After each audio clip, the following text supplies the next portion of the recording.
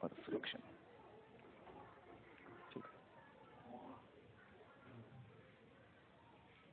Okay, good morning everyone. आज की class से शुरुआत करते हैं। दिन की बहुत अच्छी शुरुआत हो आप सबकी, दुआ करता हूँ मैं। 8:05 हो गए हैं, शुरू करते हैं।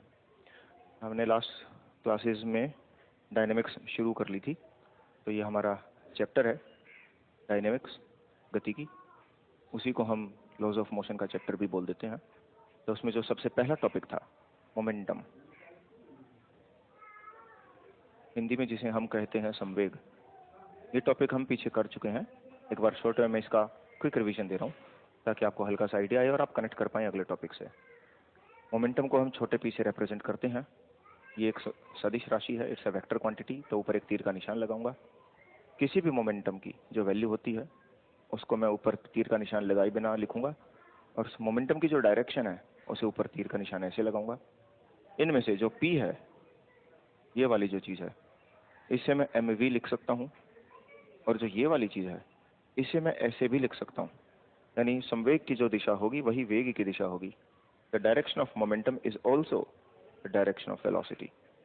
और संवेग का जो परिमाण होगा, द मैग्नीट्यूड ऑफ मोमेंटम, वो होगा किसी भी ऑब्जेक्ट का वजन और उसकी स्पीड का मल्टीप्लाई।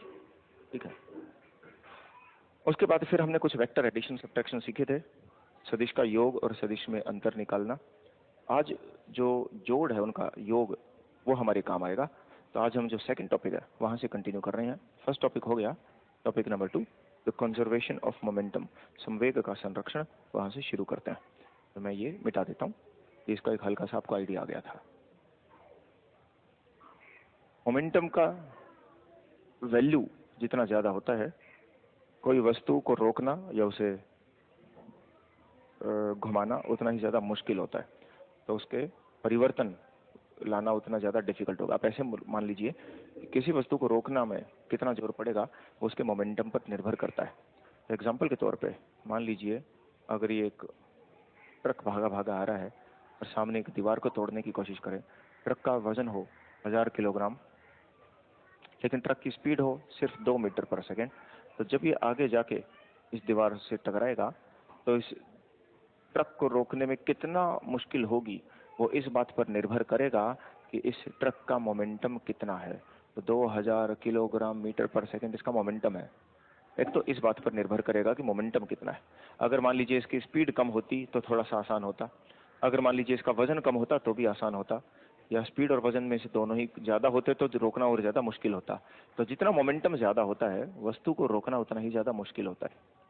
हालांकि कितना फोर्स लगाना पड़ेगा रोकने के लिए वो मोमेंटम के अलावा समय पर भी निर्भर करता है कि आप कितना जल्दी उसे रोकना चाहते हैं। आप रोकने में आराम आराम से 1 घंटा ले रहे हैं तो इतना फोर्स लगाने की जरूरत नहीं है। झटके से रोकना चाहते हैं तो ज्यादा फोर्स लगेगा। लेकिन समय के साथ साथ मोमेंटम की वैल्यू भी इंपॉर्टेंट है। तो आपको एक आइडिया आ गया होगा, संवेग यानी मोमेंटम जितना ज्यादा होता है वस्तु पर फोर्स लगाने की उतनी ही ज्यादा आवश्यकता होती है अगर आप बराबर टाइम में चीजों को रोकना चाहें। तो जो कंजर्वेशन ऑफ मोमेंटम है अगला हमारा टॉपिक, उसकी हेडिंग लिख देता हूं पहले में, the conservation of momentum. Hindi में हम इसे बोलते हैं संवेग का संरक्षण।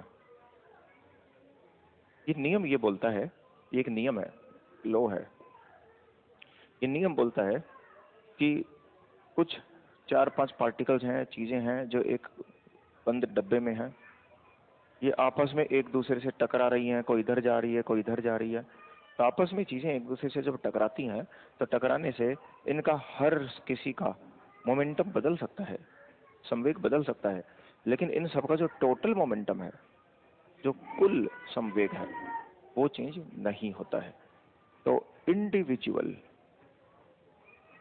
अगर आप एक एक अलग अलग कण का देखें तो मोमेंटम इट कैन चेंज, वो परिवर्तन उसमें आ सकता है।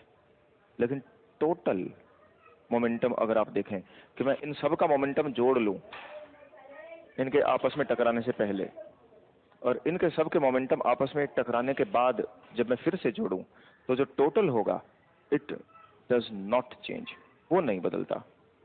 तो मोमेंटम बदल सकता है अलग अलग एक एक ऑब्जेक्ट का, लेकिन कुल मोमेंटम जो होगा, कुल संवेग, वो कभी नहीं बदलता। ठीक है, so that's the basic rule. अब हम 4-5 कणों के साथ तो एग्जाम्पल नहीं ले सकते क्योंकि वो आप लोगों के लिए बहुत हैवी हो जाएगा, मैथमेटिकली डिफिकल्ट है। हम अभी के लिए सिर्फ कोई 2 ऑब्जेक्ट्स ले लेते हैं, कोई भी 2 वस्तुएं आपने ली और उन 2 के साथ कैसे आपस में इंटरेक्शन होगा वो देख लेते हैं। तो हम जानबूझकर अपने आप को सिर्फ 2 वस्तुओं तक सीमित कर रहे हैं। We are limiting ourselves only for 2 body problems.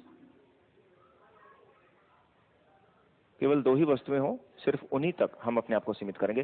3, 4, 5 करने पर भी कंजर्वेशन ऑफ मोमेंटम फेल नहीं होता, ये अप्लाई उन पे भी हो सकता है, पर वो मैथमेटिकली ज्यादा डिफिकल्ट होगा एनालाइज करना, इसलिए हम उसके बारे में ज्यादा चर्चा नहीं करेंगे।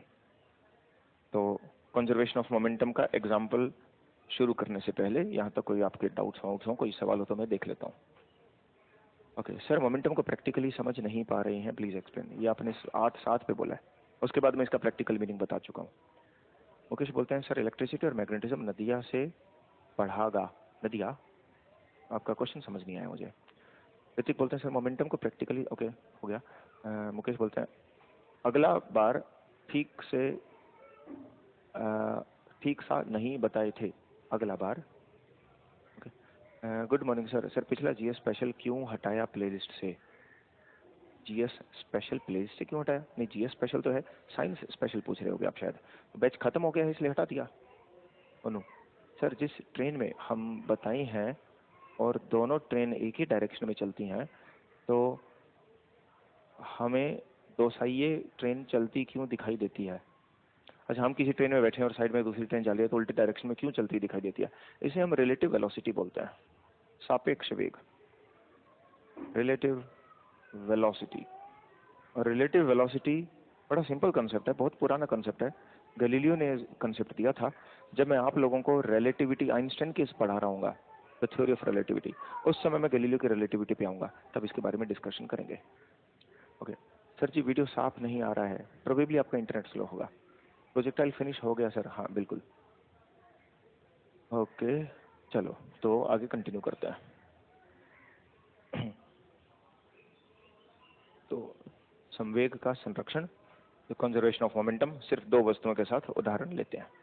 मान लीजिए एक वस्तु है जो आगे की तरफ जा रही है, इसके आगे कोई दूसरी वस्तु है, ये भी आगे ही जा रही है, फिर ये दोनों की दोनों आपस में टकरा गई। तो ये है इन दोनों के आपस में टकराने से पहले। आपस में टकराने के बाद ये वस्तुएं अभी भी आगे जा रही हैं। तो ये था ऑब्जेक्ट ए बी, टकराने से पहले, टकराने के बाद। तो मान लीजिए इस वस्तु का जो वजन है वो है m1, इस वस्तु का वजन है m2, इसकी फिलहाल जो स्पीड है वो है v1, इसकी जो स्पीड है वो है v2, इसका जो वेग है वो है v1 ऊपर तीर के साथ, और उसका जो वेग है वो है v2 ऊपर तीर के साथ। ठीक है, टकराने के बाद जिसका वजन m1 था वो m1 ही रहेगा, जिसका वजन m2 था वो m2 ही रहेगा, लेकिन जो वेलोसिटीज हैं वो डिफरेंट हो सकती हैं।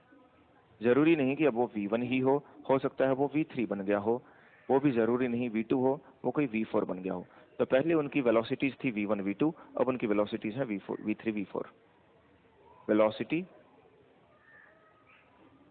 वेग, और ये वेक्टर क्वांटिटी है, सदिश राशि है, तो आपको यहाँ पर डायरेक्शन का भी ख्याल रखना पड़ेगा।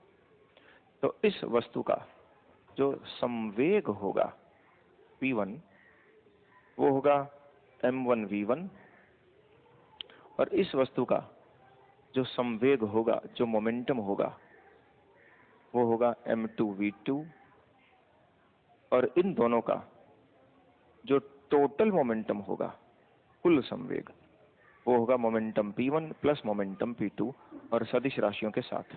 आप एरो लगाना भूल जाएंगे, सब गड़बड़ हो जाएगा। तीर के निशान बहुत जरूरी है यहाँ। ओके, फिर टकराने के बाद इस वस्तु का जो संवेग बना वो बना मान लीजिए p3, इसका जो नया मोमेंटम बना वो मान लीजिए है p4। तो p3 है m1 v3 वेक्टर, p4 है m2 v4 वेक्टर, और टोटल मोमेंटम, कुल संवेग जो है वो है p3 प्लस p4। तो आपस में टकराने से पहले जो टोटल था और आपस में टकराने के बाद जो टोटल है, मान लीजिए इसको मैं बोल देता हूं x, और इसको मैं बोल देता हूँ y। तो कंजर्वेशन ऑफ मोमेंटम का रूल सिर्फ और सिर्फ इतना बोलता है कि x is equal to y. Total change नहीं हो सकता। P1 बदल के P3 बन गया, P2 बदल के P4 बन गया, पर टोटल जो था वो सेम है, वो नहीं बदल सकता। ये है द कंजर्वेशन ऑफ मोमेंटम, संवेग का संरक्षण। दरअसल पूरी की पूरी फिजिक्स में 4 संरक्षण के नियम ऐसे हैं, 4 लॉज ऑफ कंजर्वेशन, जो हमारे लिए एक तरह से पवित्र है, ऐसे मान लो। मतलब उसमें कभी कोई अपवाद होता ही नहीं है, कोई एक्सेप्शन नहीं है। जिनमें से पहला कंजर्वेशन का नियम आज आपके सामने पेश हो चुका है, इसे बोलते हैं द कंजर्वेशन ऑफ मोमेंटम, संवेग का संरक्षण। दूसरा होता है the conservation of mass energy, द्रव्यमान ऊर्जा का संरक्षण। तीसरा होता है द कंजर्वेशन ऑफ चार्ज, आवेश का संरक्षण। और चौथा है the conservation of angular momentum, कोणीय संवेग का संरक्षण। ये चीजें तो कभी भी चेंज नहीं होती हैं। संरक्षण का मतलब क्या है? किसी चीज को बनाए रखना। नॉर्मली हम जब बोलते हैं कंजर्वेशन, संरक्षण, जो शब्द इस्तेमाल करते हैं, ज्यादातर उसका मीनिंग होता है वैसे एनवायरमेंटल चीजों के रिलेटेड, कि let's conserve the forest, let's conserve the environment, वातावरण को बचाएं, जंगलों को बचाएं, जीव जंतुओं को बचाएं। तो कंजर्वेशन का वहां मतलब होता है, जैसे कंजर्वेशन ऑफ टाइगर्स, कि शेरों की जात जो संख्या है वो गिर रही है, और लायंस की, टाइगर्स की, तो उनको कैसे कंजर्व करें। मतलब ये है कि उनकी वैल्यू जितनी है उतनी ही रहे, तो कंजर्व है। ऐसा ही फिजिक्स में भी होता है कि पहले जितना मोमेंटम था अभी उतना ही है, तो कंजर्व्ड है और संरक्षित है, ना वो कम हो रहा है ना ज्यादा हो रहा है। ठीक है सर, जब हम गन को फायर करते हैं तो गोली कोई ऑब्जेक्ट पर पहले लगेगी, वॉइस से या बाद में? वॉइस से। आवाज तो टकराने के बाद ही आती है हमेशा। ठीक है सर, जब हम ट्रेन में चलते हैं तो हमें बाहर की चीजें चलती हुई क्यों दिखाई देते हैं? साथ ही इसका आंसर मैं करीबन 5 मिनट पहले दे चुका हूँ। मे बी आपने पहले क्वेश्चन टाइप किया, मैंने आंसर दिया, और अब आपने 5 मिनट बाद दोबारा क्वेश्चन टाइप कर दिया, तो बीच में शायद आप पानी पीने चले गए होंगे। एक बार इसको रिवाइंड करके देख लेना। ओके सो अभी ये मैंने आपको जो बताया है, this is the mathematical format, गणित की नज़र से कैसे संरक्षण होता है। अब मैं आपको एक सिंपल एग्जाम्पल के साथ कैलकुलेशन करके दिखा देता हूँ, जिसमें मैं जानबूझकर वेक्टर्स अभी के लिए इग्नोर करूंगा, क्योंकि आप में से बहुत सारे स्टूडेंट्स साइंस बैकग्राउंड के नहीं हैं, उनको वेक्टर्स की अभी तक इतनी आदत नहीं है, तो मैं वेक्टर्स इग्नोर करूंगा। लेकिन मैं एग्जांपल फिर सिंपल ऐसा ही रखूंगा कि वेक्टर भुला देने से आंसर पे फर्क ना पड़े। लेकिन हमेशा ये वेक्टर भुला देना सही नहीं होता, क्योंकि आंसर गलत आ जाता है। लेकिन चूंकि मुझे प्रैक्टिस है, मुझे आदत है कि कौन सा एग्जाम्पल पे वेक्टर इग्नोर करने से काम चल जाएगा, तो मैं अभी ऐसा ही एग्जाम्पल लूंगा। देखते हैं एक उदाहरण संवेग के संरक्षण का।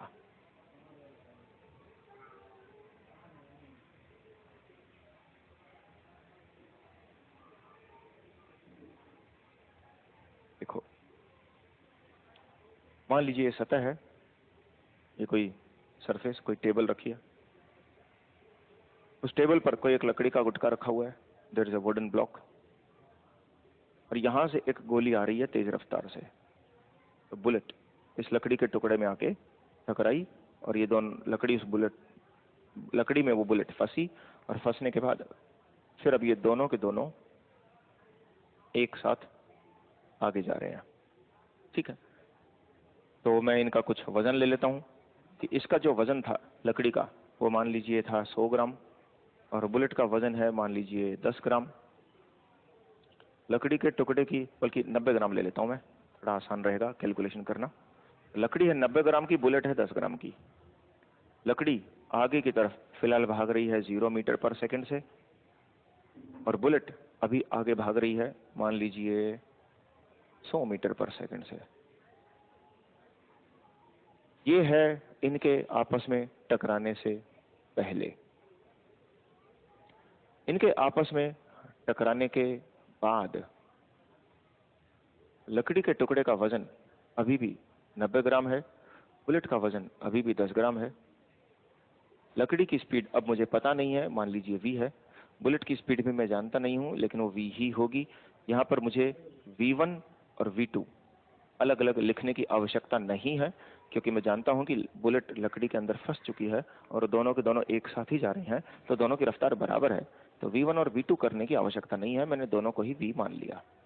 ठीक है, तब दोनों सेम स्पीड से आगे भाग रहे हैं। ऐसे में सवाल ये है कि वो V कितना है ज्ञात करें। ऐसे क्वेश्चन आ गया तो आप उसको सॉल्व कैसे करेंगे। तो पेपर में जब न्यूमेरिकल आएंगे तो आपको इस तरह के क्वेश्चंस का सामना करना पड़ेगा और ये बहुत ही आसान सवालों में से एक है। ठीक है, तो पहले उस बुलेट का मोमेंटम कितना है, उसका संवेग P1, और उस लकड़ी के टुकड़े का मोमेंटम कितना है P2, टकराने के बाद बुलेट का मोमेंटम कितना है P3, प्लस टकराने के बाद लकड़ी के टुकड़े का मोमेंटम कितना है P4। ये है द कंजर्वेशन ऑफ मोमेंटम, संवेग का संरक्षण, कि पहले जितना टोटल था बाद में भी टोटल उतना ही है। अब P1 की वैल्यू मैं लिख रहा हूँ। P1 की वैल्यू है उसका वजन गुणा में उसकी स्पीड और उसकी दिशा।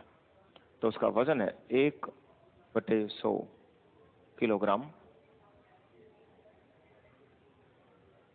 उसकी स्पीड है 100 मीटर पर सेकंड, और उसकी दिशा है इस तरफ प्लस।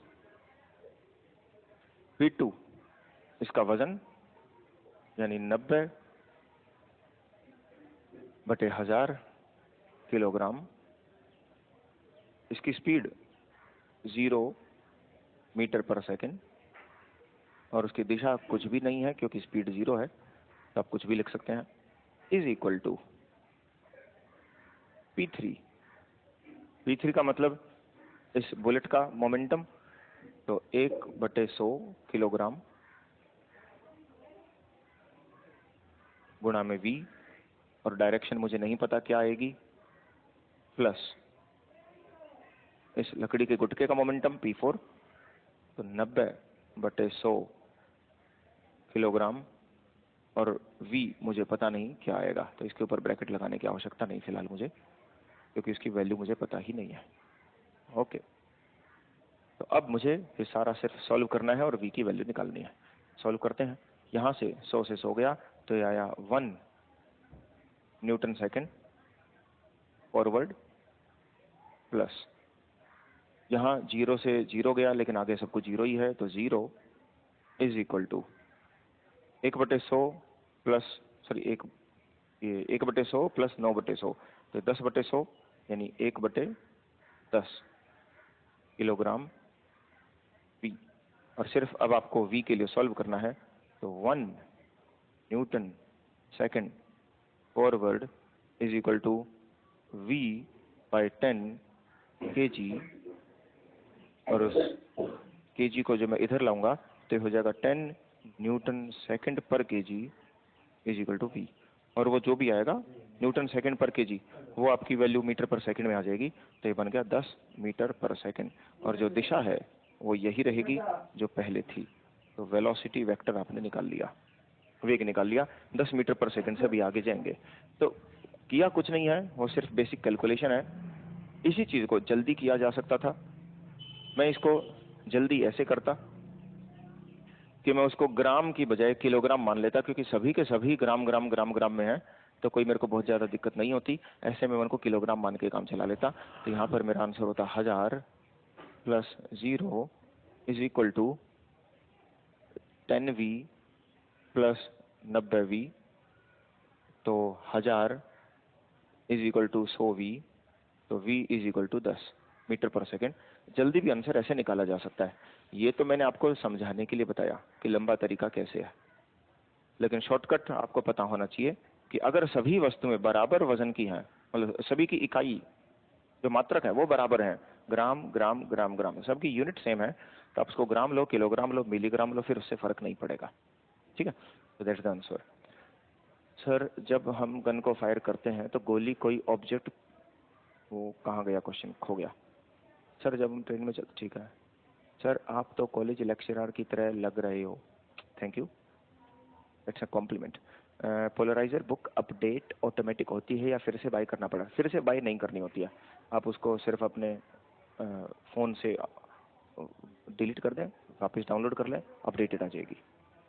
राजेश बोलते हैं 2 cars passing each other at high speed are in danger of side swiping because, Bernoulli's principle है राजेश, इस चैप्टर का क्वेश्चन नहीं है, फ्लूइड के बारे में जब हम पढ़ेंगे तो इसके बारे में आंसर मैं बताऊंगा। ओके, आगे चलते हैं। तो ये मैं मिटा देता हूं, एक एग्जांपल और लेते हैं। इस बार थोड़ा सा जल्दी जल्दी करेंगे, मैं इतना धीरे धीरे नहीं करूंगा, ठीक है।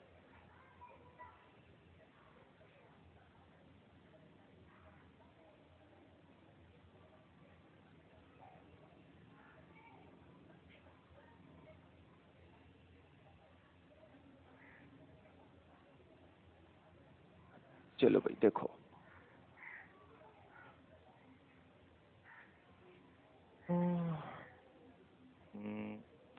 मान लीजिए ये एक रोड है, रोड के ऊपर ये साइकिल है, तो तुम ये हो, मस्ती से साइकिल चला रहे हो, और आगे खड़ा है तुम्हारा दोस्त। ओके, ये है बिफोर, ये है आफ्टर, घटना घटने से पहले और घटना घटने के बाद। घटना ये भी हो सकती है कि आप टकरा सकते हो, तो कोलिजन है। घटना ये भी हो सकती है कि वो आपके कूद के साइकिल के कैरियर पे बैठ सकता है। किसी भी तरह का इंटरेक्शन हो, ये दोनों एक दूसरे पर फोर्स लगाएंगे। तो ये अगर आपके साइकिल के ऊपर बैठ गया, तो आपने देखा कि आपका दोस्त आपकी साइकिल पर बैठा हुआ है, ओके, पीछे कैरियर पे एक बाल होना चाहिए। ओके, तो किसी भी तरह का इंटरेक्शन हो, कोई भी आपस में इंटरेक्शन हो, वो फोर्सेस एक्सचेंज करता है। तो ऐसे में आपने फोर्स लगाया दोस्त पे और दोस्त ने फोर्स लगाया आप पे, दोनों एक दूसरे पर फोर्स लगाते हैं। और वो जो फोर्स लगा है, उस फोर्स के बावजूद जो मोमेंटम है, संवेग है, वो संरक्षित रहना चाहिए। तो कंजर्वेशन ऑफ मोमेंटम फेल नहीं हो सकता। तो मान लीजिए आप पूरा साइकिल समेत 100 किलोग्राम के हैं, कि हो सकता है आपके शरीर का वजन हो 60 किलोग्राम और साइकिल का वजन हो 40 किलोग्राम, कुल मिला के 100 हो गया। और ये साइकिल आगे की तरफ भाग रही है मान लीजिए 30 मीटर पर सेकंड की स्पीड से। आपका दोस्त हो सकता है 50 किलोग्राम का हो और वो फिलहाल चल रहा है 0 मीटर पर सेकंड की स्पीड से। अब आप कंबाइंड टोटल 150 किलोग्राम के हैं और अब आप आगे की तरफ जा रहे हैं किसी स्पीड v से, ठीक है। तो सवाल ये है कि आप कितनी स्पीड से चल रहे हैं। तो आप रूल ये लगाएंगे, टोटल मोमेंटम संवेग 3000 न्यूटन सेकंड, टोटल मोमेंटम यहाँ पर इसका है 0 न्यूटन सेकंड, कुल मोमेंटम अगर आप देखेंगे पहले तो 3000 ही है। तो इसका मतलब कुल मोमेंटम यहाँ भी चेंज नहीं हो सकता, वो 3000 ही रहेगा, वो नहीं बदल सकता। रूल यही है कि घटना घटने से पहले और घटना घटने के बाद जो संवेग होगा वो सेम होगा। तो यहाँ पर अपना आंसर आएगा 150 v इज इक्वल टू 3000, और v की वैल्यू जब आप सॉल्व करोगे तो आपका आंसर आ जाएगा 20 मीटर पर सेकंड, स्पीड आ गई। इस तरह से आपको वैल्यूज कैलकुलेट करनी है। एक एग्जाम्पल और देखते हैं, बल्कि इसमें एक और एक्स्ट्रा बात बता देता हूँ आपको मैं। क्योंकि अब आपको पता चल चुका है कि ये 20 की रफ्तार से जा रहे हैं, क्यों ना मैं आपका और आपके दोस्त का वजन अलग अलग लिख लूं फिर से। तो 150 किलोग्राम लिखने की क्या जरूरत है, दोनों को मैं अलग अलग लिख के देखूं। तो आपका जो वजन पहले 100 किलोग्राम था वो अभी भी 100 किलोग्राम है, दोस्त का वजन पहले 50 किलोग्राम था, अभी भी 50 किलोग्राम है। आपकी स्पीड 30 से घटकर 20 हो गई है, दोस्त की स्पीड 0 से बढ़कर 20 हो गई है। ये स्पीड घटी है क्योंकि आप पर एक्सेलरेशन हुआ है, आपके ऊपर फोर्स लगा है, फोर्स ने आपकी स्पीड को कम किया। उसकी स्पीड बढ़ी है क्योंकि उसके ऊपर फोर्स लगा है।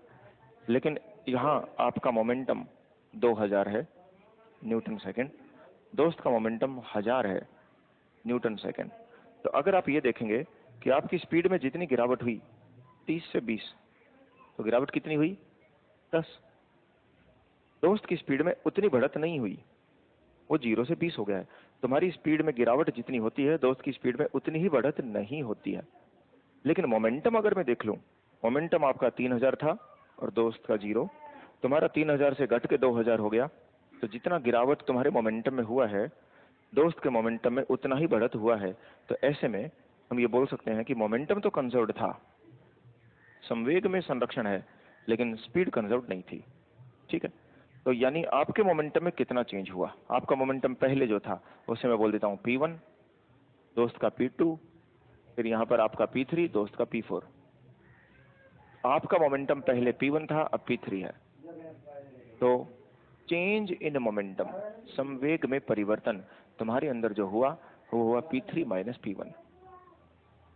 चेंज इन मोमेंटम जो दोस्त में हुआ वो हुआ P4 माइनस P2। गोला मारा है, ये तुम्हारा संवेग है, तो P3 माइनस P1 तुम में होने वाला परिवर्तन। जिस पे गोले नहीं मारे हैं वो दोस्त का है, तो दोस्त का है P4 माइनस P2। लेकिन जितना चेंज तुम में हुआ है उतना ही चेंज दोस्त में हुआ है। तुम्हारे में 1000 का परिवर्तन हुआ, दोस्त के में भी 1000 का ही परिवर्तन हुआ। तो मैं यहाँ पर लिख देता हूँ, ये है change in momentum of you, ये है change in momentum of the friend, यानी delta P of you is equal to delta P of friend, लेकिन एक माइनस के साथ।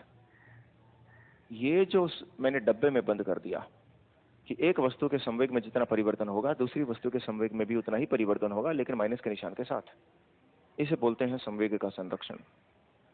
इंग्लिश में बोल रहा हूँ, the change in momentum in one object is equal to the change in momentum of other object but with a sign of minus.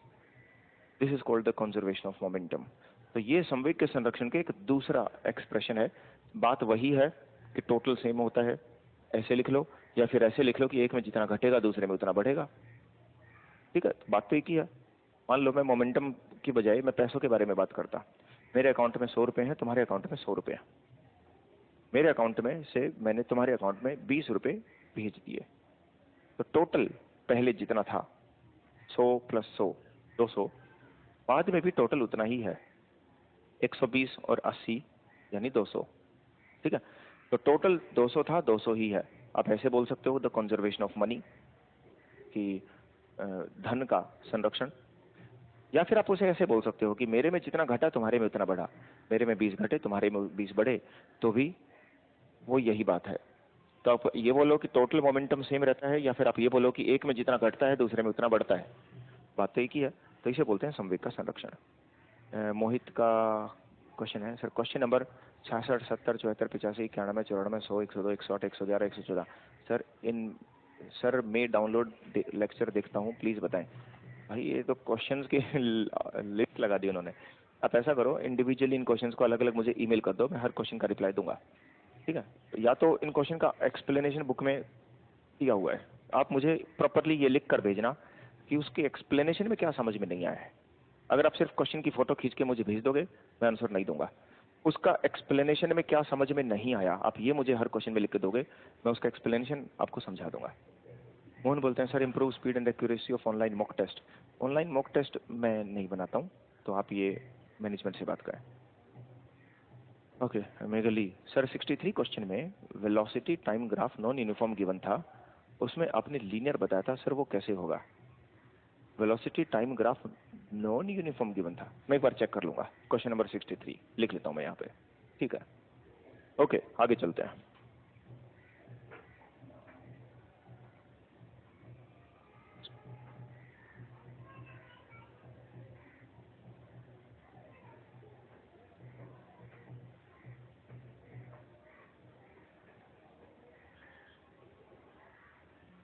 Okay, तो conservation of momentum अब एक आखिरी एग्जांपल के साथ और कर लेते हैं।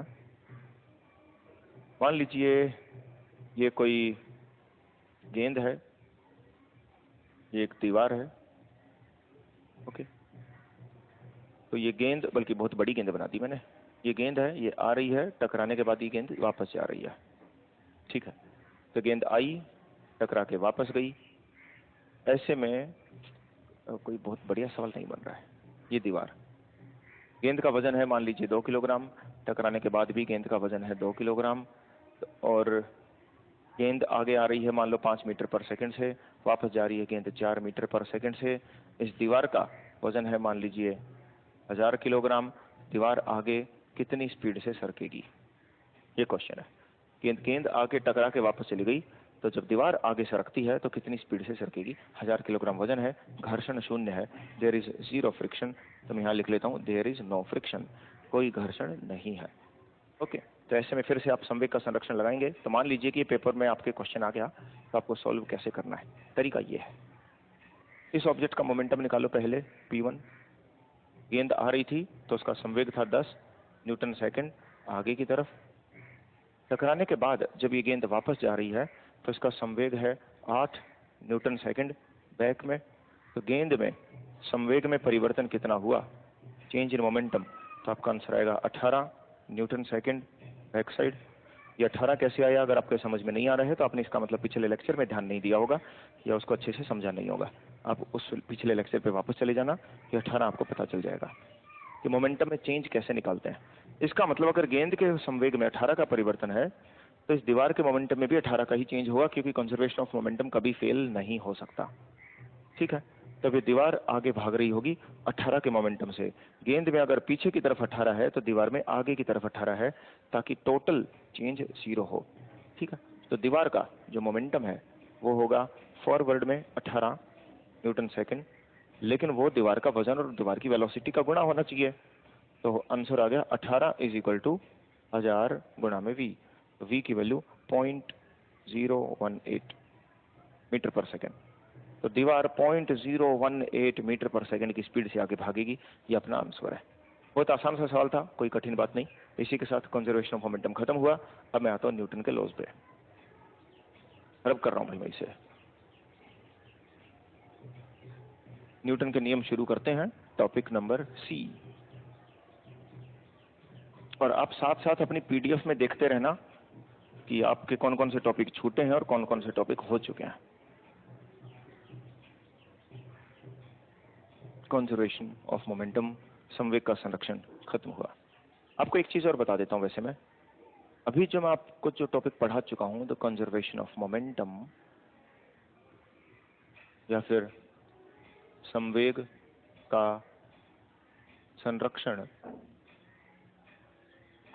और आगे चलकर मैं आपको एक टॉपिक पढ़ाऊंगा, न्यूटन का तीसरा नियम, the third law of motion, गति का तीसरा नियम, जो आगे चल के यहाँ ये थर्ड होगा।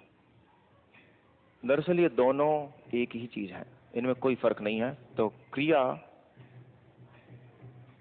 प्रतिक्रिया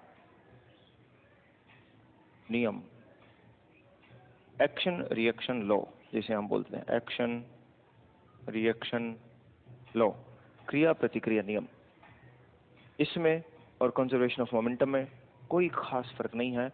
मोर और लेस ये दोनों एक ही चीज हैं। दोनों के सारे एग्जाम्पल सेम है, सेम एग्जाम्पल्स, सभी उदाहरण समान है।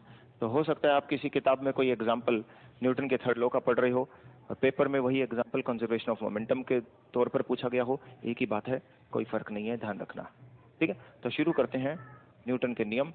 न्यूटन का पहला नियम, the first law of momentum, the first law of motion, गति का प्रथम नियम।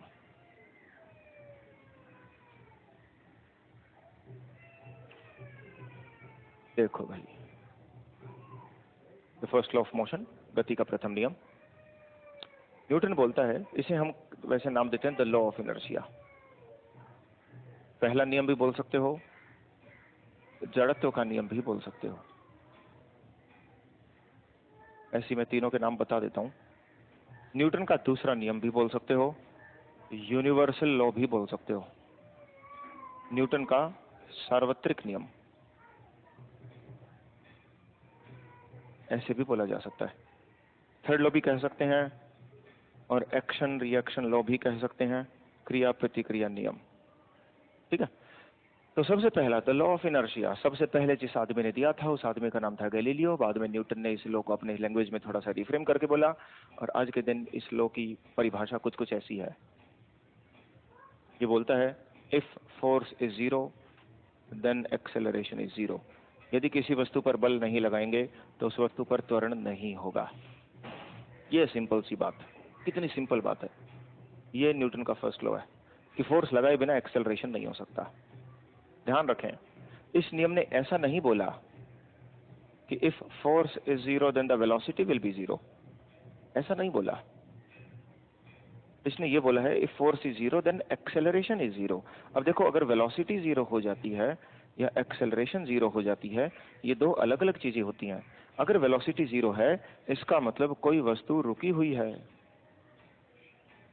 वो चल नहीं रही है।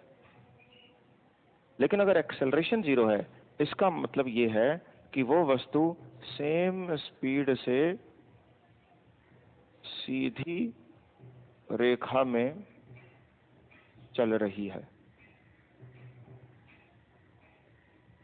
वेलोसिटी 0 होने का मतलब है चीज का रुक जाना। एक्सेलरेशन 0 होने का मतलब है सेम स्पीड से स्ट्रेट लाइन में चलते रहना, मेंटेन करना। तो न्यूटन का लॉ बस ये बोलता है कि अगर फोर्स 0 हो गया तो एक्सेलरेशन 0 होगा। एक्सेलरेशन 0 होगा, स्पीड 0 नहीं होगा, एक्सेलरेशन 0 होगा। और अगर एक्सेलरेशन 0 है तो वस्तु अब सेम स्पीड से चलती रहेगी, स्ट्रेट लाइन में चलती रहेगी। मतलब तीन बातें होंगी। उस वस्तु की स्पीड बढ़ जाए ऐसा हो नहीं सकता क्योंकि सेम स्पीड से चलना है। उस वस्तु की स्पीड घट जाए ऐसा हो नहीं सकता क्योंकि सेम स्पीड से चलना है। वो वस्तु टर्न ले जाए, वो घूम कर किसी दूसरी दिशा में चली जाए, ऐसा हो नहीं सकता क्योंकि उसे सीधी रेखा में चलना है, स्ट्रेट लाइन में चलना है। अगर फोर्स नहीं लगाओगे तो सेम स्पीड से चलती रहेगी, यानी पिकअप देना और ब्रेक मारना अलाउड नहीं है, और सीधी रेखा में जाएगी सेम स्पीड से स्ट्रेट लाइन में। स्ट्रेट लाइन में चलेगी यानी वो टर्न लेकर किसी दूसरी दिशा में भी जाना अलाउड नहीं है। ठीक है। तो ऐसे में अगर कोई भी चीज में पिकअप हो रहा है या ब्रेक लग रहे हैं या कोई चीज घूम रही है तो वो इनर्शिया के उदाहरण में नहीं आएगा, वो इनर्शिया का एग्जाम्पल नहीं बन सकता। जड़त्व का उदाहरण सिर्फ और सिर्फ वो चीजें हो सकती हैं जो स्पीड भी मेंटेन कर रही हो और अपनी दिशा भी मेंटेन कर रही हो। तब आप ये बोल सकते हो कि उस वस्तु पर फोर्स 0 है और उस वस्तु पर एक्सेलरेशन 0 है। ठीक है, यहाँ तक कोई क्वेश्चन? सर 60 तो ठीक है सर, क्वेश्चन ठीक है। मोहन बोलते हैं sir improve speed and accuracy, ठीक है वो बहुत पहले पुराना है। ओके सर, एनटीपीसी के स्पीडी जीएस, स्पीडी की बुक कोई खास बुक नहीं है, इग्नोर मार सकते हो। गोविंद बोलते हैं सर एनटीपीसी के लिए जनरल साइंस, साइंस की स्पेलिंग गलत लिखी है आपने, कौन सी बुक लें प्रैक्टिस के लिए? मेरा वीडियो नंबर 1 देखो, मैंने उसमें बता रखा है। ओके, तो आगे चलते हैं। तो न्यूटन का पहला नियम यही है कि बिना फोर्स लगाए एक्सेलरेशन नहीं होगा, फोर्स लगाने से ही एक्सेलरेशन होगा। तो पहला नियम आपको फोर्स की परिभाषा देता है। So it gives the meaning of force. यह फोर्स का अर्थ बताता है कि फोर्स क्या है। बल वो चीज है जो किसी वस्तु में त्वरण पैदा कर सकता है, और त्वरण होने का मतलब ये है कि या तो स्पीड बढ़ जाए या स्पीड घट जाए या चीज घूम जाए। तो पहला नियम ये बोलता है कि बल लगाए बिना त्वरण नहीं हो सकता, फोर्स लगाए बिना ना तो स्पीड बढ़ सकती है, ना स्पीड घट सकती है, ना चीज घूम सकती है। तो फिर इस जड़त्व को हम 3 पार्ट्स में बांटते हैं। The inertia of rest, Hindi में स्थिति का जड़त्व।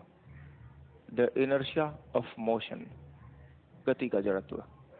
द इनर्शिया ऑफ डायरेक्शन, दिशा का जड़त्व। अगर कोई चीज अपनी स्पीड बढ़ाने से मना कर दे तो उसमें इनर्शिया ऑफ रेस्ट है, स्थिति का जड़त्व। कोई वस्तु अपनी स्पीड घटाने से मना कर दे तो इनर्शिया ऑफ मोशन है, गति का जड़त्व। और कोई चीज अगर घूमने से मना कर दे तो इनर्शिया ऑफ डायरेक्शन है, दिशा का जड़त्व। एग्जाम्पल के साथ समझते हैं। सेकंड और थर्ड लॉ का नाम मिटा रहा हूं मैं बोर्ड से। पहला इनर्शिया ऑफ रेस्ट, ये एक कोई ट्रॉली है, इस ट्रॉली के अंदर तुम यहाँ पर खड़े हो और यहाँ से इस ट्रॉली को पकड़ के किसी ने एकदम झटके से खींच लिया तो तुम पीछे की तरफ गिर जाओगे, क्योंकि 1 सेकंड के बाद सिचुएशन ये होगी कि ट्रॉली जहाँ थी वो वहाँ नहीं रहेगी, किसी ने उसे झटके से खींचा है, पर तुम्हारा शरीर जहाँ था वो वहीं रहना चाहेगा, तो तुम एकदम पीछे की तरफ गिरने लगोगे, कुछ कुछ ऐसे बैक। तुम जहाँ थे वहीं रहोगे, तुम अपनी पोजीशन ना आगे करोगे ना पीछे, लेकिन ट्रॉली सरक गई है। तो अगर ट्रॉली सरक गई यानी उसके ऊपर फोर्स लगा है तो वो इनर्शिया का एग्जाम्पल नहीं होगा, लेकिन तुमने अपनी स्पीड बढ़ाने से मना कर दिया तो तुम इनर्शिया ऑफ रेस्ट का एग्जाम्पल हो, स्थिति का जड़त्व। तो गाड़ी में पिकअप होते ही तुम पीछे क्यों गिरते हो? आपका आंसर है the inertia of rest. Second example पे आते हैं, द इनर्शिया ऑफ मोशन। चलती हुई गाड़ी में एकदम से अगर झटके से ब्रेक लग जाए, सडन ब्रेक्स, तो गाड़ी जा रही है 50 की रफ्तार से, तो तुम भी गाड़ी के अंदर खड़े हो, ऐसे बस के अंदर खड़े हो हैंडल पकड़ के, लेकिन अचानक बस वाले ने ब्रेक मार दिया, तुम आगे गिरे, क्योंकि बस ने तो ब्रेक मार लिए पर तुम्हारे शरीर ने ब्रेक मारने से मना कर दिया, तो तुम्हारा शरीर उड़ के आगे चला जाएगा। सडन ब्रेक, झटके से ब्रेक लगते हैं, द इनर्शिया ऑफ मोशन, गति का जड़त्व है। वहीं मान लीजिए ये एक गाड़ी है, इस गाड़ी के अंदर तुम यहाँ बैठे हो, पीछे ये पीछे वाली सीट है, ये यहाँ बैठे हो, आगे तुम्हारा ड्राइवर। ये तुम हो जिसके ऊपर मैंने गोला लगाया। गाड़ी भाग रही है सीधी सीधी सीधी, अचानक गाड़ी एकदम टर्न ले जाए, घूम जाए, तो तुम यहाँ पहुंच जाओगे। तो टर्न होते ही तुम बाहर गिरने का फोर्स महसूस करते हो। दरअसल तुम बाहर नहीं गए हो, तुम तो सीधे सीधे गए हो। तुमने तो अपनी दिशा बदलने से मना कर दिया, गाड़ी ने अपनी दिशा बदल ली है। तो तुम इनर्शिया ऑफ डायरेक्शन का उदाहरण हो, दिशा का जड़त्व। तो गाड़ी एकदम झटके से टर्न ले जाए और ऐसे में जो तुमको बाहर फेंकने का बल महसूस हो, वो फोर्स दरअसल इनर्शिया ऑफ डायरेक्शन से आता है। अब यहाँ ये चीज आपको पता चल गई होगी कि दिशा का जड़त्व और सेंट्रीफ्यूगल फोर्स, अपकेंद्रीय बल, इनके सारे एग्जाम्पल सेम होते हैं। अपकेंद्रीय बल, द सेंट्रीफ्यूगल फोर्स। तो जो भी उदाहरण सेंट्रीफ्यूगल फोर्स के हैं, वो सभी उदाहरण इनर्शिया ऑफ डायरेक्शन के भी हैं। ठीक है, तो लॉ ऑफ इनर्शिया इसी के साथ खत्म हुआ। अब आते हैं न्यूटन के सेकंड लॉ पे, तो यूनिवर्सल लॉ। यहाँ तक कोई डाउट है? सर अर्थ एक ही स्पीड से घूमती है, तो ये लॉ ऑफ इनर्शिया का एग्जांपल है? नहीं है। अर्थ की बेशक स्पीड सेम हो, लेकिन वो स्ट्रेट लाइन में तो नहीं चलती है, घूमती है। आपने खुद अपने डाउट वो उसमें क्वेश्चन में लिखा है, कमेंट में, घूम रही है ना। और अगर सीधी रेखा में नहीं चल रही है और अगर स्ट्रेट लाइन में नहीं चल रही है, तो अर्थ इनर्शिया का एग्जाम्पल नहीं है। ओके, ग्रुप डी हो जाएगा क्या? वेल प्रवीण, एक बार पीडीएफ डाउनलोड करके उसमें पढ़ो, उसमें लिखा हुआ है मैंने।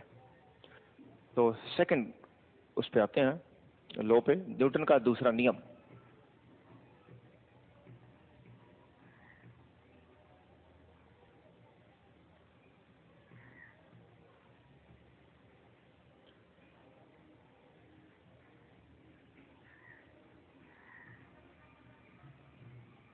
देखो,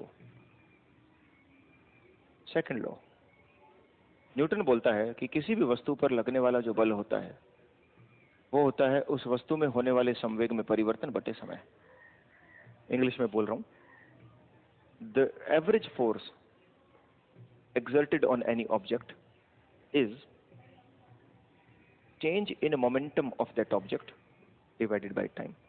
अब ये जो डेल्टा पी मैंने लिखा है, इसके लिए आप इस शब्द का भी इस्तेमाल कर सकते हैं, चेंज इन मोमेंटम, या फिर आप इसकी जगह ऐसे भी बोल सकते हैं कि दिस इज इम्पल्स।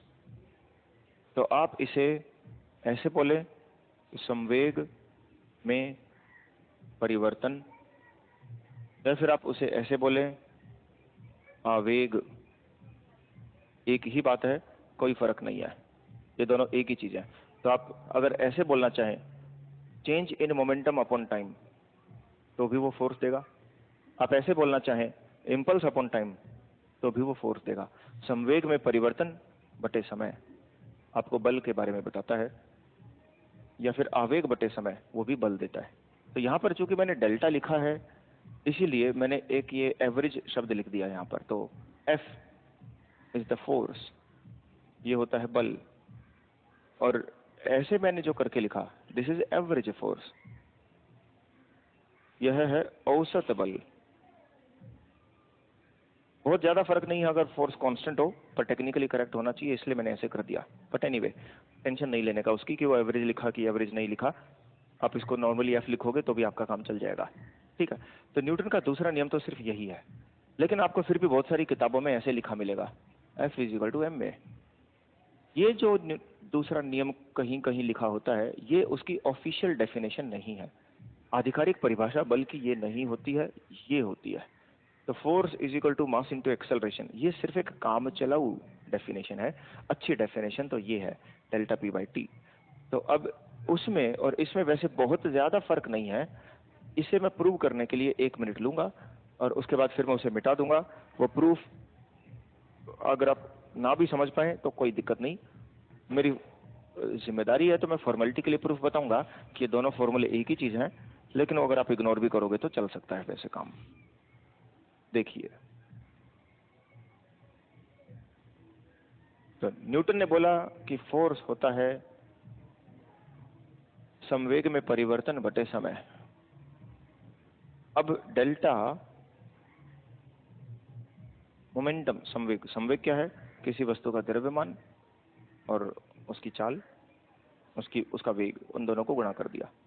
तब यहाँ पर जो द्रव्यमान है ये अक्सर किसी पदार्थ का समान रहता है, अक्सर नहीं बदलता है, तो वेग में ही परिवर्तन होगा, m delta v by t. और m delta v by t को a बोलते हैं। तो आप ऐसे बोलो F equal to delta p by t, या फिर आप बोलो F equal to m a, बात एक ही है। लेकिन इस बीच में मैंने ये लिखा कि अक्सर m समान रहता है, तो m नहीं बदल सकता है, इसलिए हमने आगे प्रोसीड किया और काम कर दिया। लेकिन अक्सर का मतलब ये है कि हमेशा नहीं होता है, ज्यादातर होता है, हमेशा नहीं होता है। अब अगर मान लीजिए आप साइकिल चला रहे हैं, ओके, ये साइकिल, ये तुम साइकिल चला रहे हो और तुम्हारी साइकिल के पीछे एक बोरी रखी हुई है, तो आटा लेकर जा रहे हो या गेहूं लेकर जा रहे हो तुम अपने घर, और बोरी में एक छोटा सा छेद है, तो छेद में से पूरे रास्ते रास्ते दाने बिखरते जा रहे हैं और तुम चलाते जा रहे हो। तो अब आपकी साइकिल का जो वजन है वो m, क्या वो समान रहेगा? नहीं रहेगा, मास चेंज होगा। और अगर मास चेंज होगा तो इसका मतलब यहाँ से आगे जो हमने प्रोसीड किया ये वाली चीज अब अप्लाई नहीं हो सकती है। तो F इक्वल टू एम में ज्यादातर अप्लाई हो जाता है, लेकिन ऐसी कंडीशन में F इक्वल टू एम में अप्लाई नहीं होता है। तो ऐसे में हम ये फॉर्मूला ऑफिशियल नहीं मानते, हम इसको ही ऑफिशियल फॉर्मूला मानते हैं, क्योंकि इसके आधार पर वो भी सॉल्व किया जा सकता है। ठीक है, तो हो गया न्यूटन का सेकंड लॉ। अब इसके कुछ एग्जांपल देख लेते हैं, इसे मैं मिटा देता हूं।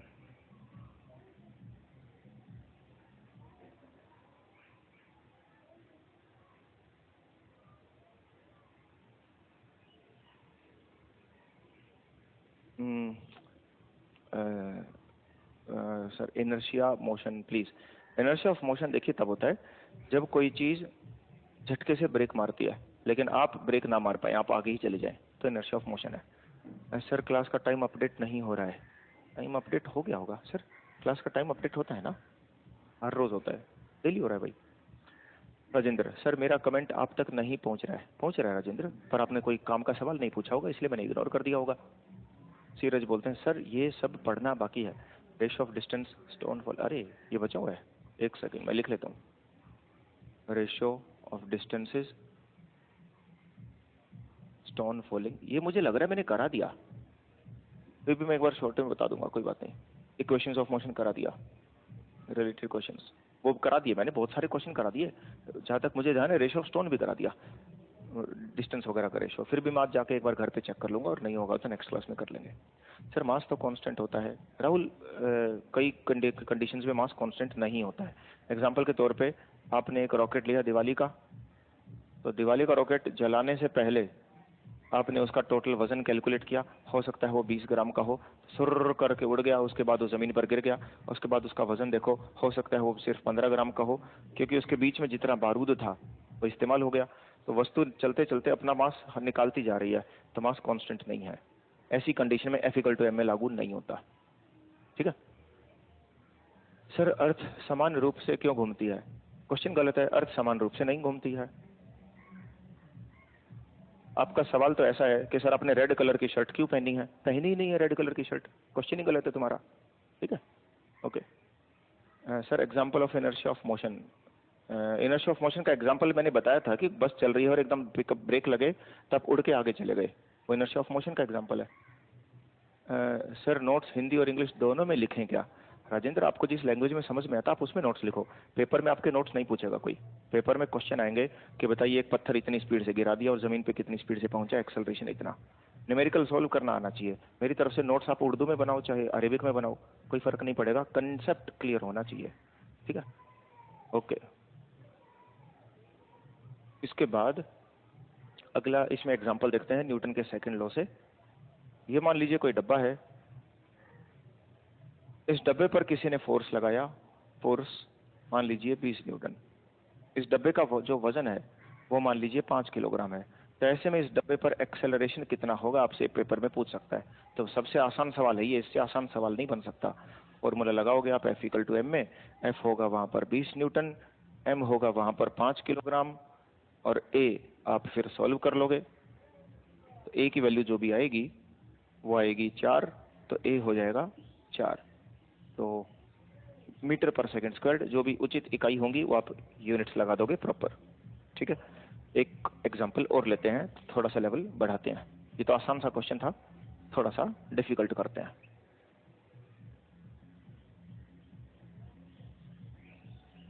ये जमीन है, जमीन के ऊपर 1 2 3 4 कुछ डब्बे रखे हुए हैं। इन डब्बों के बीच में एक रस्सी बंधी हुई है और आपने इस डब्बे को इधर खींचना शुरू कर दिया, मान लीजिए 50 न्यूटन फोर्स के साथ। इन सभी डब्बों का अपना अपना वजन है, 5 किलोग्राम, 2 किलोग्राम, मान लीजिए 1 किलोग्राम, फिर 2 किलोग्राम, ऐसे अलग अलग इनका वजन है। और फिर पूछता है कि बताइए ये जो ट्रेन है अनेकों डब्बों की, इस ट्रेन का एक्सेलरेशन त्वरण कितना है। फिर ये रस्सी, ये बीच वाली रस्सी कितना फोर्स लगाकर इस डब्बे को खींचती है, मान लीजिए मैं उसे T1 लिख देता हूं। ये रस्सी कितना फोर्स लगाकर इस डब्बे को खींचती है, मैं उसे T2 लिख देता हूं। ये रस्सी कितना फोर्स लगाकर इस डब्बे को खींचती है, मैं उसे T3 लिख देता हूं। तो आपने वहां से 50 न्यूटन का फोर्स लगाया है, पर ये रस्सी कितने फोर्स से खींचती है, ये रस्सी कितने फोर्स से खींचती है, तो वो T1, T2 और T3 की वैल्यू भी ज्ञात करें। ऐसे अगर पेपर में क्वेश्चन आ गए तो आप कैसे करेंगे। सबसे पहले फोर्स जैसे 50 न्यूटन है, आप पूरी की पूरी ट्रेन को एक वस्तु मान लेंगे। तो ये है मेरी ट्रेन और इस ट्रेन पर लगा हुआ है 50 न्यूटन का फोर्स। तो बीच में रस्सियां बंधी हुई हैं, आप उनको इग्नोर कर दें, पूरी ट्रेन एक वस्तु मान ली। तो ट्रेन कितने किलोग्राम की है, 5 6 7 8 9 10, ये 10 किलोग्राम की ट्रेन है। ठीक है, और तुम यहां से इसको अब खींच रहे हो। तो ये है m 10 किलोग्राम, ये है F 50 न्यूटन। F इक्वल टू m में लगाया और F हुआ 50, m हुआ 10, a आपको निकालना है, a की वैल्यू आ गई 5 मीटर पर सेकंड स्क्वायर्ड। तो पहला अपना आंसर आ गया 5 मीटर पर सेकंड स्क्वायर्ड। इस एक्सेलरेशन में किसी को कोई डाउट हो तो पूछो। ठीक है, अगर यहाँ पर कोई दिक्कत आ रही हो कि एक्सेलरेशन त्वरण कैसे निकाला तो पूछ लेना, मैं तब तक T1 T2 और T3 पे प्रोसीड करता हूँ। अब T1 कैसे निकालना है। देखिए जो एक्सेलरेशन 5 हुआ है ये पूरी ट्रेन का हुआ है, इसका मतलब ये है कि ये ट्रेन हर सेकंड अब 5 का चेंज कराएगी अपनी वेलोसिटी में। इस ट्रेन के जो वेग में परिवर्तन होगा वो हर सेकंड 5 होगा।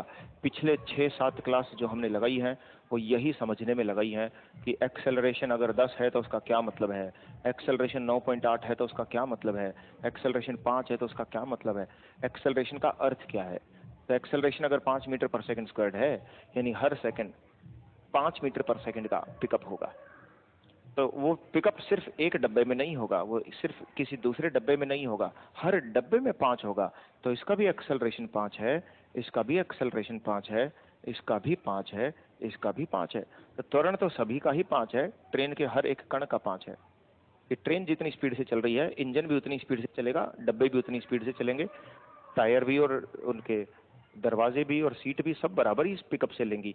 तो एक्सेलरेशन हर कण का बराबर होगा। अब ऐसे में मुझे T1 निकालना है। तो T1 के लिए मैं सिर्फ T1 से पीछे जो ट्रेन है उसको एक वस्तु मान लेता हूं। इतनी सी जो ट्रेन है, ये ट्रेन किसी मास की होगी तो 2 3 4 5 5 किलोग्राम की ट्रेन है ये। आगे की भुला दो, शुरू का जो 5 किलोग्राम का ट्रेन है उसे इग्नोर मार दो। T1 सिर्फ इतनी सी ट्रेन को खींच रहा है। तो 5 किलोग्राम की ट्रेन को एक बल खींच रहा है जिसकी वैल्यू है T1। ऐसे में एक्सेलरेशन है 5, त्वरण 5 है क्योंकि तो हर कण का बराबर है। तो F इक्वल टू m में लगा दो, F is equal to m में F की जगह पर T1 लिखोगे, m की जगह पर 5 लिखोगे, a की जगह पर 5 लिखोगे, तो आपका आंसर आ गया 25 न्यूटन। तो T1 की वैल्यू 25। तो इस T1 में किसी को कोई डाउट रहा हो तो वो भी पूछ लेना। तब तक मैं देखता हूँ एक्सेलरेशन में किसी को कोई डाउट हुआ क्या। गर्मी में तापमान 46 डिग्री सेल्सियस हो जाने पर ऊंट गर्मी में राहत महसूस करता है।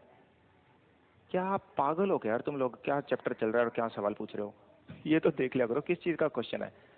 अगर कोई भी ऐसा सवाल आया जो अपने चैप्टर से रिलेटेड नहीं है तो उनका जवाब मैं सिर्फ और सिर्फ ईमेल पर ही दूंगा। आप लोगों को अगर पूछने हैं तो ईमेल करें। क्लास में मैं सिर्फ उन्हीं सवालों का जवाब दूंगा जो अपने टॉपिक से रिलेटेड है।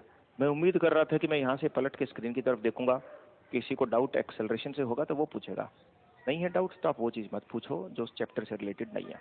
ठीक है, मैं आगे से ऐसे कमेंट्स भी नहीं पढ़ूंगा, फिर तुम ये बोलोगे सर कमेंट नहीं पढ़ रहे, कमेंट नहीं पढ़ रहे।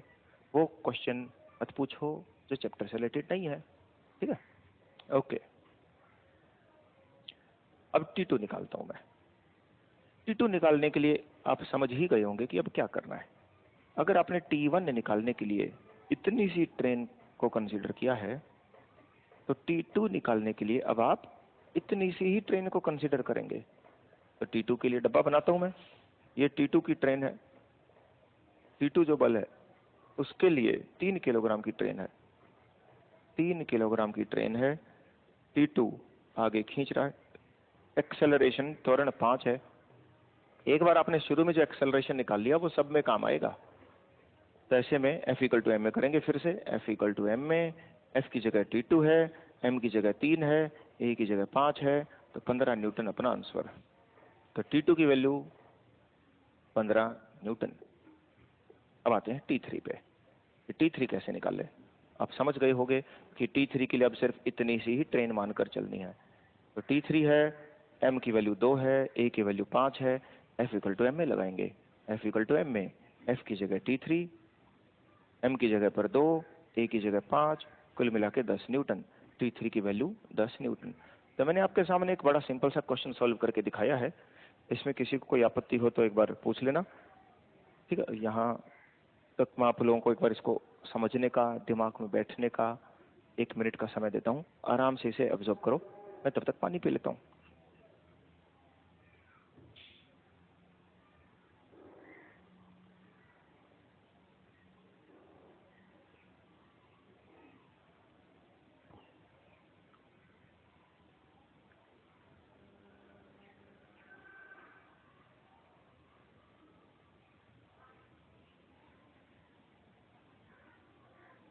ओके, यहाँ पर सूरज का एक सवाल है। वो बोलते हैं कि फोर्स का ऑफिशियल वाले फॉर्मूले पर कैसे लगेगा। वेल सूरज, ऑफिशियल फॉर्मूले से आगे प्रोसीड करना थोड़ा सा कॉम्प्लिकेटेड हो जाता है, इसलिए मैं उसको नॉर्मली बताता नहीं हूँ। और मैं फिर भी कोने में सिर्फ आपकी सेटिस्फेक्शन के लिए उसका जवाब दे देता हूँ। लेकिन ये जो अभी मैं आंसर देने वाला हूँ ये सिर्फ और सिर्फ उनके समझ में आएगा जिनके पास 11th क्लास में या 12th में साइंस रही थी। तो अगर आपके पास साइंस थी तो आप ये डब्बे में जो अभी मैं लिखने वाला हूँ उसे देखना, वरना आप इग्नोर कर दो इसको, ये पेपर में काम नहीं आता। तो F is equal to delta P upon t की बजाय फिर मैं लिखता dP अपॉन dt। तो इसीलिए मैंने वो एवरेज कहा था पहले, वरना dP बाई dt, जहाँ पे d by dt of momentum, momentum की वैल्यू है mv। अब अगर आपको डिफ्रेंसिएशन करना है mv का तो एक एज इट इज सेकंड का derivative plus second as it is और पहले का derivative dm by dt।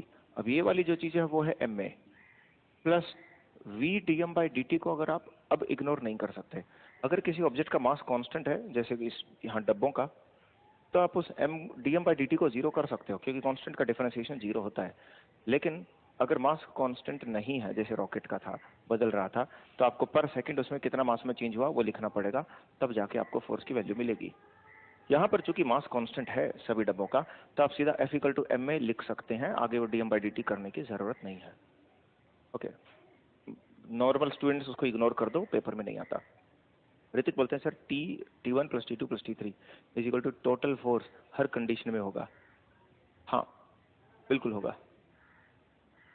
Shiv बोलते हैं सर पूरा फिजिक्स आज ही एंड कर देंगे क्या सर जी? नहीं भाई, आज तो क्या, अभी तो अपना न्यूटन का चैप्टर है, बहुत सारा बचा हुआ है। मिकी बोलते हैं सर केमिस्ट्री वाले सर का नेम शक्तिमान क्यों है, डोरेमोन होना चाहिए। I don't know. सत्य बोलते हैं सर M की जगह T कैसे आया? M की जगह T कैसे आया? कौन सा M की जगह T कर दिया मैंने?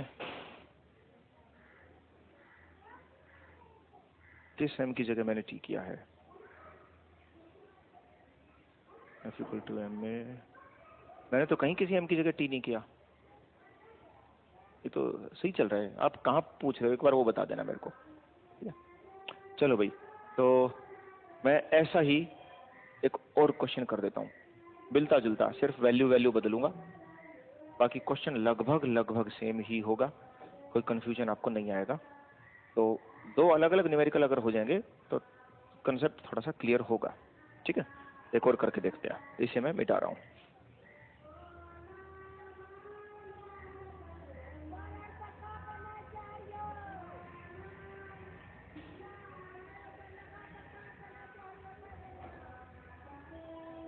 चलिए,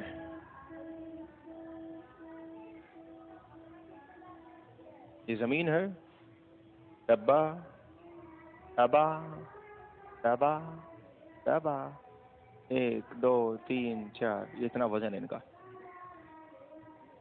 कितने किलो के हो गए? 4 5 6 7 8 9 10, 10 किलो की ट्रेन बन गई। बहुत बढ़िया। एक और कर देते हैं, 5 15 किलो की ट्रेन बन गई। और यहाँ से आप इस ट्रेन को पकड़ के खींच रहे हो, तो यहाँ रस्सी बांध के दांतों में कस के वो राम रहीम ही लेके जा रहा है। वीडियो देखा होगा आपने, रख के खींच रहा है, पूरा का पूरा ट्रेन खींचने की कोशिश करते हैं कुछ लोग, ठीक है? तो खींच के ले जा रहा है। तो बीच में जो रस्सियां बंधी हैं ये अपने अपने पीछे वाले पूरे हिस्से को खींचेंगी। तो यहाँ पर अब वो जो बाबा खींच रहा है उसकी तो जान लगेगी पूरा ट्रेन खींचने में, 15 किलोग्राम। लेकिन यहाँ इस रस्सी पर जोर पड़ेगा सिर्फ 10 किलोग्राम के हिसाब से, इस रस्सी पर जोर पड़ेगा सिर्फ 6 किलोग्राम का, इस रस्सी पर जोर पड़ेगा सिर्फ 3 किलोग्राम का, इस पर जोर पड़ेगा सिर्फ 1 किलोग्राम का। तो वहां पर मान लीजिए 30 न्यूटन का फोर्स लगाया गया है। तो 5 सवाल हैं, इस ट्रेन की एक्सेलरेशन बताओ, T1 T2 T3 T4, ये वैल्यूज बताओ, ठीक है? जहां पर T1 का मतलब है वो बल जो इस रस्सी पर है, T2 का मतलब है वो बल जो इस रस्सी पर है, T3 का मतलब है वो बल जो इस रस्सी पर है, T4 मतलब जो इस रस्सी ने फोर्स लगाया है। तो सबसे पहले चूंकि एक्सेलरेशन निकालनी है, वो सबसे आसान होता है निकालना। एक्सेलरेशन होता है टोटल फोर्स बटे में टोटल मास। तो टोटल फोर्स 30 किलोग्राम का है, टोटल मास 30 न्यूटन है, 15 किलोग्राम की ट्रेन है, 2 मीटर पर सेकेंड स्क्वायर अपना एक्सेलरेशन, ठीक है? अब आता हूं मैं T1 पे। T1 होगा F equal to m a. तो F is equal to m a. तो M यहाँ होगा 1 + 2 + 3 + 4, लेकिन +5 नहीं होगा, गुणा में A जो अपना पहले से हो चुका था। तो मेरा आंसर आ गया 20 न्यूटन। यहाँ पर F equal to m a अगर मैं करूँगा T2 के लिए, तो T2 के लिए सिर्फ इतना सा वजन लेना है। तो 1 + 2 + 3 M गुणा में A, तो मेरा आंसर आ जाएगा 12 न्यूटन। T3 के लिए सिर्फ इतना सा ही वजन लेना है। F equal to m a में जो द्रव्यमान होगा सिर्फ 3 किलोग्राम का होगा, 1 + 2 गुणा में 2, तो 6 न्यूटन। और लास्ट वाला F equal to m a जब मैं करूँगा तो T4 की वैल्यू आएगी, तो 1 गुणा में 2, तो 2 न्यूटन। ये मेरे आंसर्स हैं। पेपर में मैं इनको इतना समय बर्बाद नहीं करूँगा, ऐसे ऐसे जल्दी जल्दी सॉल्व करता, ठीक है? पिछले वाले में आराम आराम से समझाया था कि वैल्यू क्यों कर रहे हैं ऐसी, कि उसके ऊपर टोटल ट्रेन खींच रहा है। ये अब मैंने आपको डायरेक्ट आंसर दे दिया कि अगर क्वेश्चन फंस जाए तो आप उसमें मुश्किल से 20 25 30 सेकंड लगाएंगे और आपके आंसर आपके सामने है, ठीक है? इजी सी चीजें हैं। सर इम्पल्स हो गया है? वेल रोशन, इम्पल्स ये होता है संवेग में परिवर्तन, और परिवर्तन मैं आपको पिछली क्लास में निकालना सिखा चुका हूँ कि वेक्टर्स में कैसे चेंज कैलकुलेट करते हैं। अगर आपको चेंज कैलकुलेट करना आता है तो इम्पल्स हो गया है आपके लिए। टॉपिक फिनिश है इम्पल्स वाला। ओके, तो इस तरह से ये हमने निकाल लिया। अब यहाँ पर एक आखिरी चीज, रस्सी में जो तनाव पैदा होता है, जो रस्सियां खींच रही हैं, इन रस्सियों में जो तनाव पैदा होता है उसके लिए मैं T क्यों लिख रहा हूँ, मैं F क्यों नहीं लिख रहा हूँ? दरअसल ये शब्द है टेंशन, हिंदी में हम इसे बोलते हैं तनाव, और ये एक प्रकार का बल ही है। It is a type of force. Force कई तरह के हो सकते हैं, उनमें से एक फोर्स है टेंशन, तनाव, और उसको भी हम न्यूटन में ही मापेंगे। इसी तरह से फोर्स का ही एक और टाइप होता है जिसे हम बोलते हैं फ्रिक्शन, घर्षण, और उसे भी आप न्यूटन में मापेंगे। इसी तरह से फोर्स के हजारों टाइप हो सकते हैं, gravitation force, normal reaction, electrostatics force, magnetic force वगैरह वगैरह, हर फोर्स के ऊपर F = ma तो लागू होता ही है। तो ये फॉर्मूला लागू हो ही जाएगा जहां भी मास कांस्टेंट हो, जहां द्रव्यमान समान हो। तो अब बिना सोचे समझे किसी भी फोर्स के ऊपर फॉर्मूले लगा सकते हैं जो न्यूटन ने बनाए। इस बात से कोई फर्क नहीं पड़ता कि वो फोर्स कौन सा है, F = ma लगभग सभी पे लगेगा। ठीक है, तो इसी के साथ न्यूटन का दूसरा नियम समाप्त होता है। न्यूटन के तीसरे नियम पर आते हैं, थर्ड लॉ। इसे मैं मिटा रहा हूं, यहां तक किसी का कोई डाउट नहीं है। न्यूटन का तीसरा नियम है द एक्शन रिएक्शन, क्रिया प्रतिक्रिया।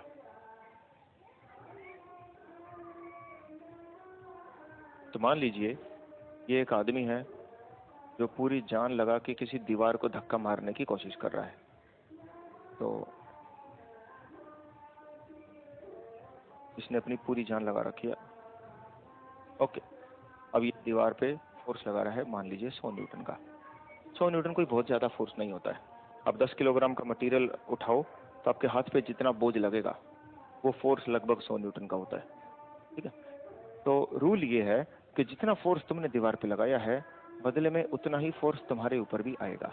तो तुमने अगर दीवार पर फोर्स लगाया A और दीवार ने अगर तुम्हारे ऊपर फोर्स लगाया B, तो रूल ये है कि A = -B, यानी फोर्स की वैल्यू दोनों की बराबर होगी, 100 और 100, लेकिन वो माइनस का निशान आपको ये बताता है कि दोनों फोर्स विपरीत दिशा में होंगे। They will be in opposite directions, कि एक फोर्स अगर इधर लगा दिया तो दूसरा बल इधर लगेगा, दोनों बल विपरीत दिशाओं में लगेंगे। तो अब यहाँ से मैं कुछ पॉइंट्स बना सकता हूँ छोटे छोटे।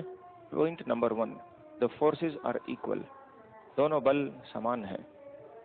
But the forces are opposite, दोनों बल विपरीत हैं। एक तो फोर्स की वैल्यू बराबर होती है कि बराबर ही लगेगा, ऐसा नहीं है कि एक ने 100 लगा दिया और बदले में 90 मिल रहा हो या बदले में 110 मिल जाए, ऐसा नहीं होगा, बराबर आएगा। वे विपरीत दिशाओं में होंगे। ऐसा नहीं हो सकता कि एक्शन इधर लग रहा है, रिएक्शन 90 डिग्री पे लग रहा है, ऐसा नहीं हो सकता। ठीक ऑपोजिट 180 डिग्री का ही एंगल होगा। तीसरा, दे विल बी साइमल्टेनियस, वे एक साथ लगेंगे। ऐसा नहीं हो सकता कि एक फोर्स पहले लग जाए और दूसरा फोर्स बाद में, आगे पीछे नहीं हो सकता है, एक साथ ही लगता है जब लगता है। ठीक है, तो तुमने अगर फोर्स पहले लगा दिया और दीवार ने रिएक्शन बाद में लगा दिया, ऐसा बोलना गलत होगा। हमेशा वो एक साथ ही होते हैं, पहले बाद में नहीं होता। तो अब एक कार आई और दीवार से आके टकराई, भड़ करके कार रुक गई, लोग उसके अंदर मर गए। मेरा सवाल ये है कि कार ने फोर्स लगाया होगा दीवार पे कुछ, तो तभी दीवार पे थोड़ा क्रैक वगैरह आए, कुछ हिस्से टूटे उसके। दीवार ने भी कार पे फोर्स लगाया होगा, तभी तो कार थोड़ा बहुत टूटी, उसके अंदर लोग मरे। लेकिन सवाल ये है कि पहले फोर्स किसने लगाया, पहले दीवार ने कार पे लगाया या कार ने दीवार पे लगाया? तो यहाँ पर आपका आंसर होगा साइमल्टेनियस, एक साथ ही लगते हैं, पहले बाद में नहीं होता है। तब मैं पूछूं कि बताइए एक्शन कौन सा था, एक्शन कौन सा था और रिएक्शन कौन सा था? इनमें से कौन सा बल था जो क्रिया है और कौन सा बल है जो प्रतिक्रिया है? तो कार ने दीवार पे एक फोर्स लगाया है, दीवार ने कार पे वापस फोर्स लगाया है। एक्शन कौन सा था, रिएक्शन कौन सा था?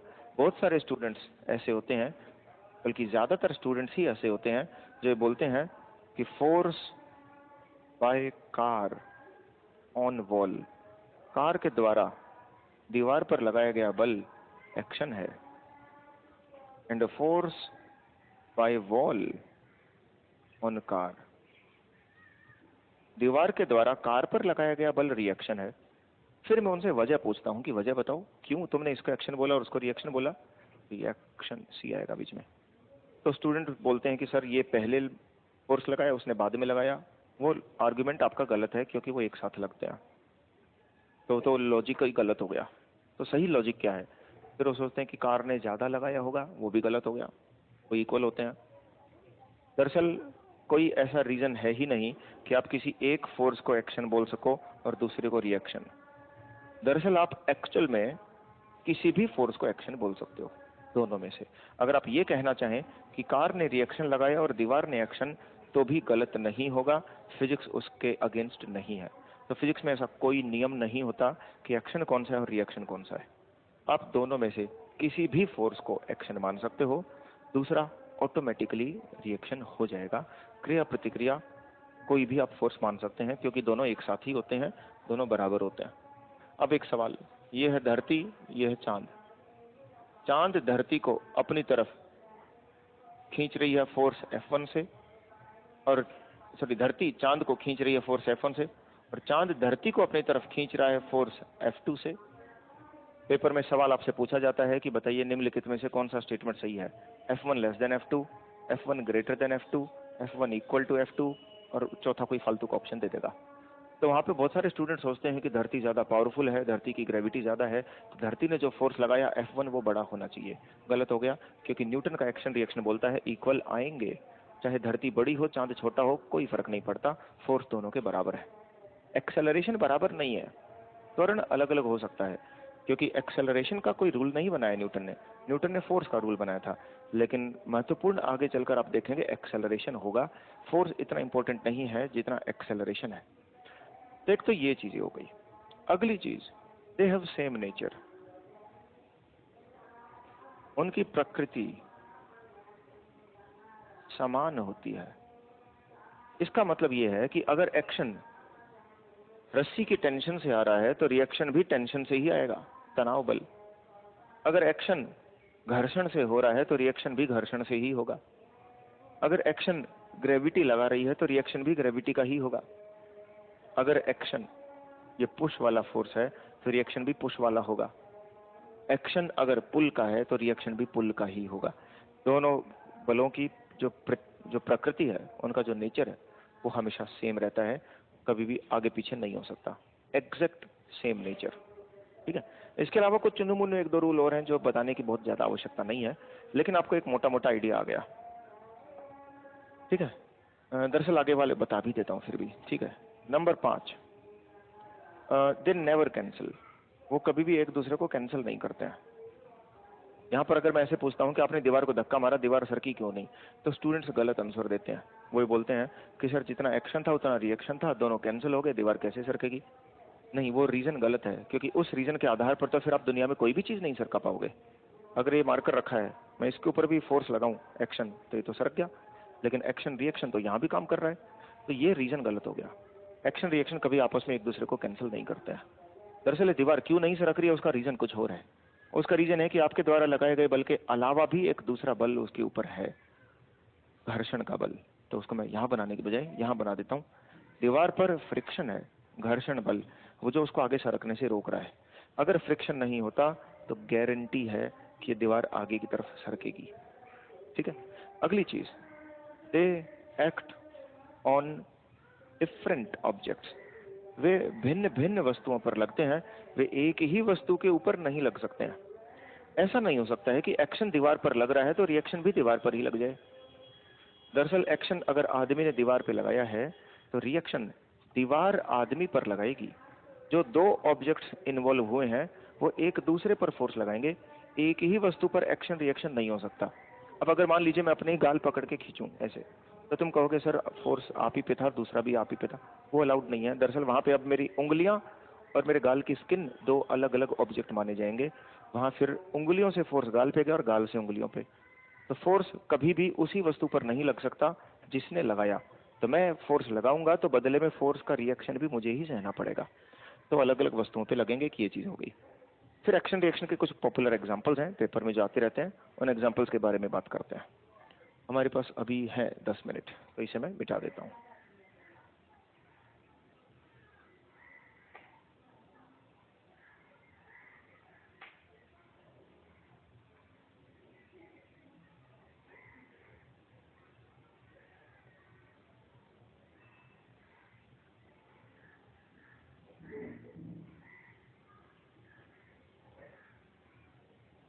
देखो भाई, एक एग्जांपल आता है पेपर में रॉकेट का।